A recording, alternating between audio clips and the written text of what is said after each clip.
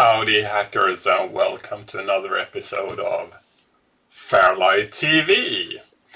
So this time the idea is to dig into one of my absolute favorite tools, Vice, but more specifically not actually Vice itself, because that is just the environment that emulates the C64. We will dig into the machine code monitor that's built in and see if there are tricks that you can use inside of it that you weren't even aware that you could use. So let's go to the Vice monitor. Okay, so let's get started. Let's bring in an instance of Vice. And just for the sake of it, we're of course using the Starhawks from the last episode. I'm just going to run it for no obvious reason whatsoever. Yeah, well, we want something else than just an empty memory because it sounds so boring. Okay, and now we start the machine code monitor, and let's move it over here. I hope I will not be blocking the visuals here by appearing on the screen, but yeah, we'll just need to live with that. Okay, so the machine code monitor of Vice, first of all, unlike the old cartridges, it's something that sort of sits outside of the emulated environment, which is super convenient and super handy. When you look at like a cartridge like the Action Replay, it sits inside the emulated environment, and even if it tries its utter best to stay out of what the running program is doing, it can only do so much. You cannot reach the disk drive. That's the first absolutely fundamental restriction of like running something inside the emulated environment. And it will always tamper with something, especially the CAA chip. You cannot kind of stop it from running the CAA chip another cycles when you press freeze, whereas in the emulated environment, you're always kind of cycle exact, interrupting everything. And then you can do your thing and you can leave, and it's basically impossible to tell that you were actually in. So that's why Vice, it's such a nice environment to do your hacking in, because the monitor is the next level compared to anything you can do on the native platform. So we will go through basically all the commands, and if this one turns out to be too long, it might be that we need to split it into two, but let's see about that. I don't know that yet, so I'm just running with my script here, and let's see how long this will become, and then we will see if we need to split it. So the first command you will need to understand here is help.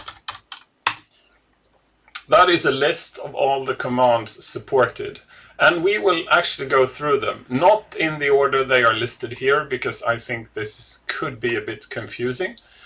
But these are the ones, and what you can also do is you can do like help device, so you can qualify your help. You don't want the list of the general topics, you want help for a specific command, and that was help for the device command.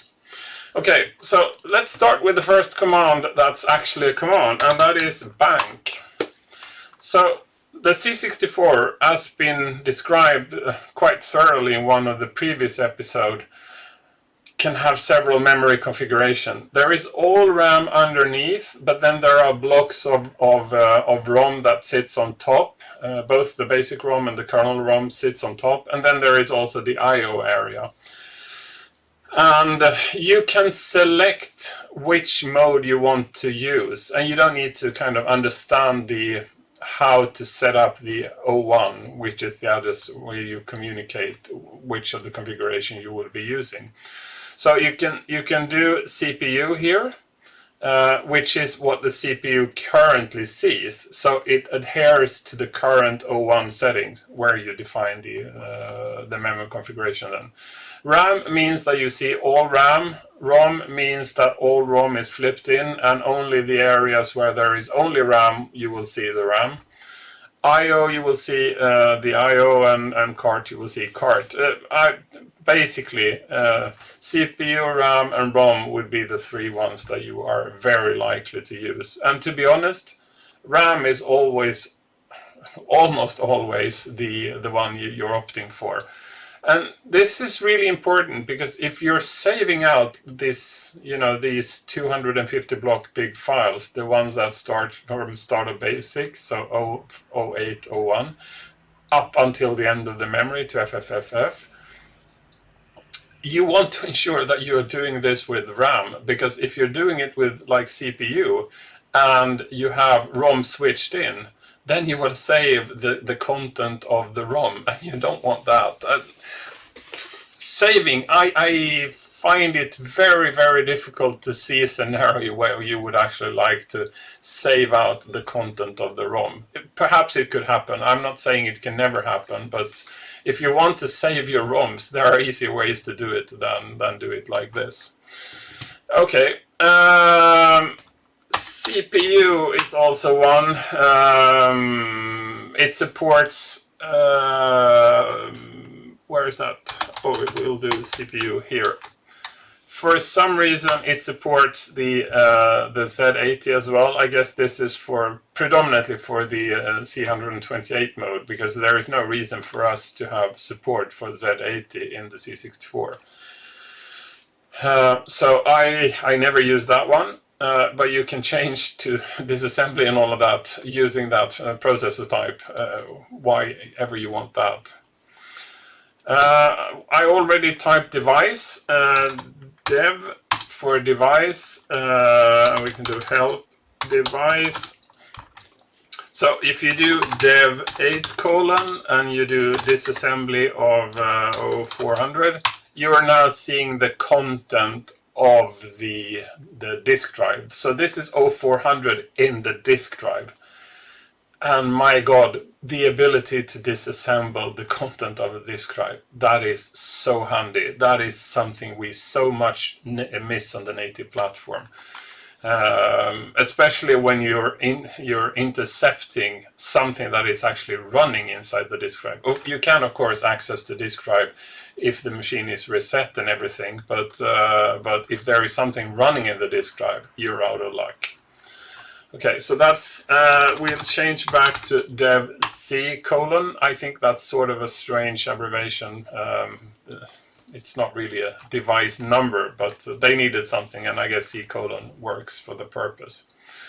Okay, I already showed you one of the commands, and that is a D. So disassembly 1000. And I think it's like this. So if you do D1000 and you just press return, it will not do anything, but you type D again, and now you can start banging the return key, and it will repeat disassembly from where you are. Assembly, there is something here. Well, assemble to 0340, set interrupt, LDA 00.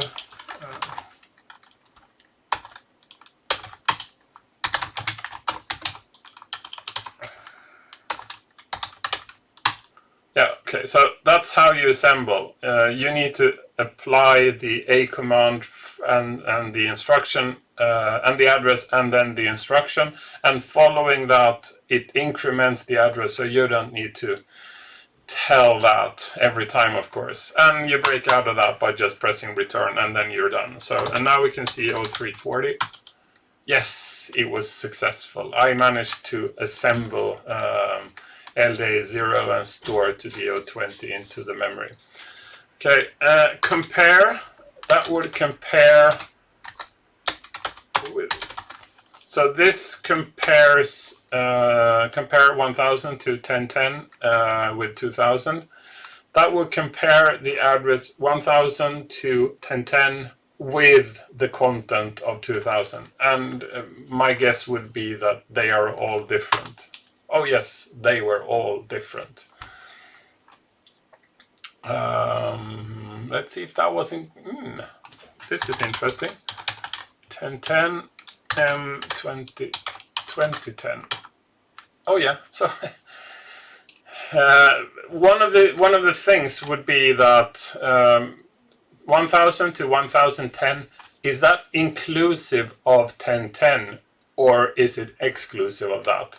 If you're used to Action Replay, the save routine in Action Replay will not save the end address that you are specifying. So if you want to save the entire memory in Action Replay, you need to save to 0000, because only then will you get the FFFF byte.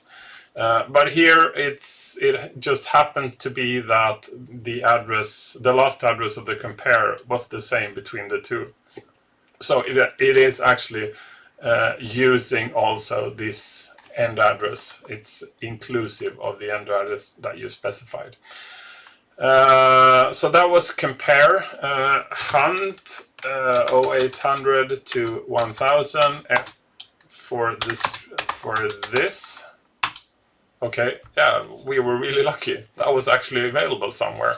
So this 3-byte sequence is existing at this very address. So and you can have anything as long as you want here. So the number sequence here could be like any number of bytes, but it's not really practical to have anything more than like 8-10 numbers. Let's see if we can see like that. It's data, yeah, so address range, data list, and abbreviation. What is it?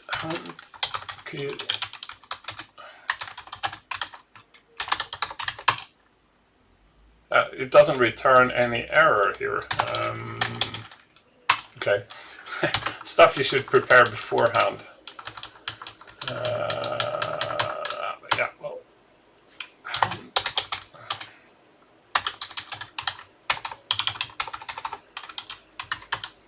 Oh yeah. So you could search for strings, seemingly, as well. I don't know if this is Petsky or if it's screen codes that it's searching for, but you need to figure that out yourselves. G for go. That's quite apparent what that is doing. Let's see if I just do G. Okay, then it starts.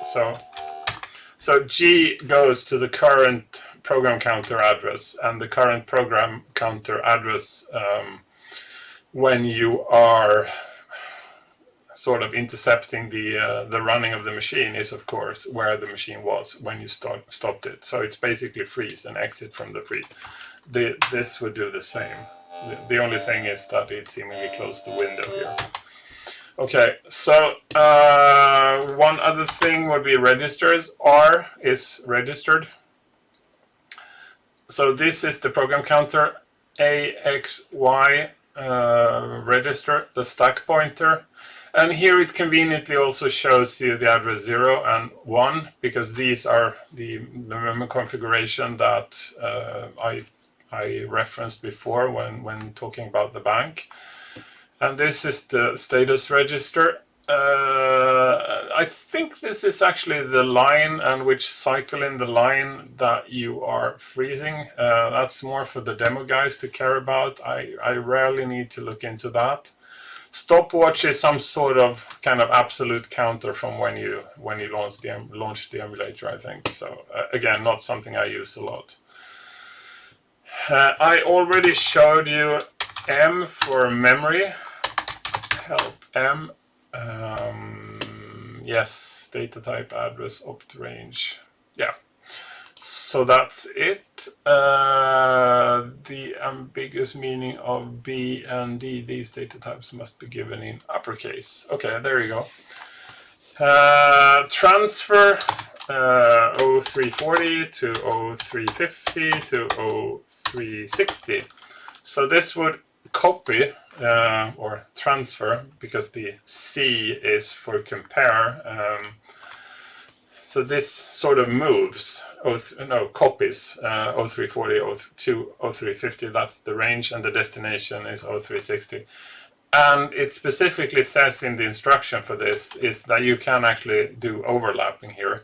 So you could do 0340 to 0360 and move that to 0350. I haven't tested all the combination.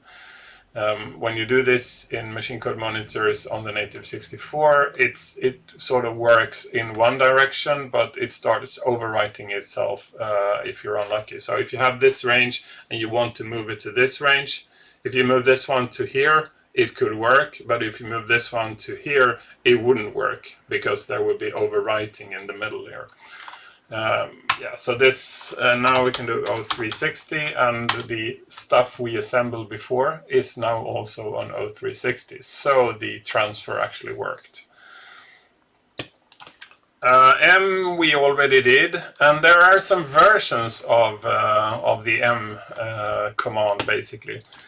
MC, that displays that memory as a character. So here you would see, because this is not a character, so it's not really helping you. Let's see, I think MC F808, could that be it? Oh yeah! So if you're running the C64 version of the FairLight intro, this one, the font would be on F800, so the very top of memory. And the first character is the alpha sign. I'm not really sure do we support the alpha sign? Oh yeah, we support the alpha sign now. Yeah, that's probably in one of the more recent permutation of the FairLight intro. So here you see the alpha sign, and here you see the A. And if you see here, like star hawks, that's how the A is looking, and this is the way it looks in memory if you watch memory using the memory as character. And you can of course do F8, like I will show you a big range of them, and you can scroll back, and here you see basically all the characters of the font. I don't remember the place where this sprite that I also showed you last time, the stripe here, but MS. And now I'm showing you the font as sprite, so it's not going to be a valid sprite, but this is how it's going to look like if you show it as a sprite. Okay. So the M command shows you where you want to look. IO for the input-output is showing you basically a set of memory commands for specific areas relevant for I/O, and even if you have the setting to bank RAM, it will always show you the correct I/O areas. So this would be the I/O area. The big ship, the SID ship here, and now the I/O area for action replay. That's DE and DF.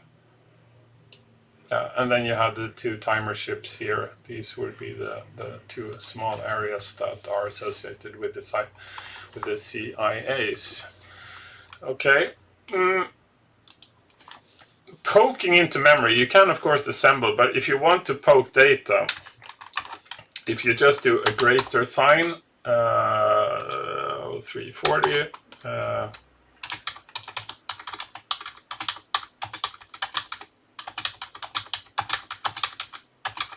I'm basically doing a fill here. So 0340, and you see here, now it managed to poke in these. So if I do 0340, and then I do 78, 89, 00, 80, 00,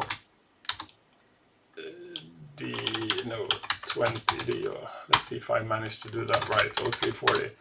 So now I replace that with the set interrupt load accumulator with 0 and storing it to DO20. I know my mnemonics in their hex version. Cool. So that was that. And then there is also this. So I show memory as. So this is showing it as Petsky. See. Oh yeah, so here you have that. So that's showing it as Petsky, and we can do that. That would be around F100. And then you can also do this, which is something I think a lot of people don't know. You can actually show memory also as screen codes. Yeah, well, it just doesn't look any different here because the PETSCII and the screen codes would be the same for this part of memory, but or this part of the font. But so do remember that I and the double I are displaying in two different modes, and depending on what you're looking for, I or II might be the appropriate command for you. Yes, okay. Let's do one other thing. So the current memory address is 0971, and then you can do Z. That is single stepping, and now you see that, okay, it's probably doing a branch backward here, but Z increments or runs one particular machine code instruction at a time. Very handy if you want to single step through a loop and validate what is wrong with it. The other command, which is very similar, is N. It's doing the same thing with one exception. When you run into a jump subroutine, it will run the entire subroutine. It will not just run the jump subroutine command and then you would enter the subroutine, and it will execute the entire subroutine and go back. So if you don't care about the content of the actual subroutine, you just want it to get done with that, and then you want to go to the next routine and the next instruction of the routine. That's the N command is what you're looking for then. Okay, and then there is ret. Okay, that wasn't very successful. Ret means that if you're inside a subroutine, that one should return from a subroutine. So you're concluding the running of a subroutine, getting back to where you were before. So it will keep running until it encounters an RTS or an RTI, return from interrupt here. BT, that's something I don't really use. Okay, so that is chasing or tracing a jump subroutine call chain. Let's see how they explain it. Help BT.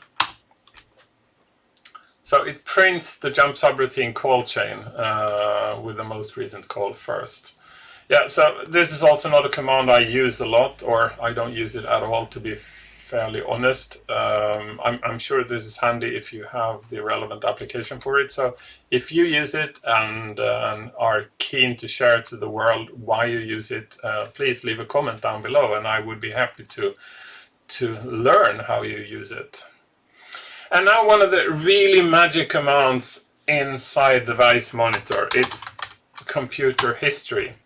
So CHIS or KISS, or, well, it's CPU history, the last 10 bytes, or last 10 instructions. So these are the 10 last instructions executed by the CPU. There is no way I can overstate how useful this command is. It's absolutely saving me throughout when I'm doing my things. And be really careful, because if you don't build Vice yourself, if you're downloading pre-built versions, not all of those versions include the computer history, because it's taking a bit of the native machine CPU time. So you would have faster emulation if you don't have this command, I assume, because why else would you want to leave it out? For me, I'm happy to sacrifice that CPU power. I'm absolutely fine being able to warp mode at like 700% rather than 1000% if I only get this. That is a sacrifice I'm willing to take every day, because this is an absolutely brilliant command. That was everything you got this time. Do admit that the command computer history, CHIS or KISS or CHIS or however you like to pronounce it, Were you aware of that command? Have you tried it? You can set computer history to like any number, so do play around with that. One thing I think I forgot to mention is that Z for single stepping and N also for stepping over. You can add a number to that to specify the number of jumps, so you don't need to kind of do single step, single step, single step. You can do 100 single steps or 1,000 single steps. So yeah, but that is everything you get for this episode. I'm hoping that you are looking forward to next week when you will see episode number 2, because there are so many additional commands that we need to go through in order to cover Vice, the machine code monitor. So thank you so much for joining us this week, and looking forward to seeing you the next one. Bye bye.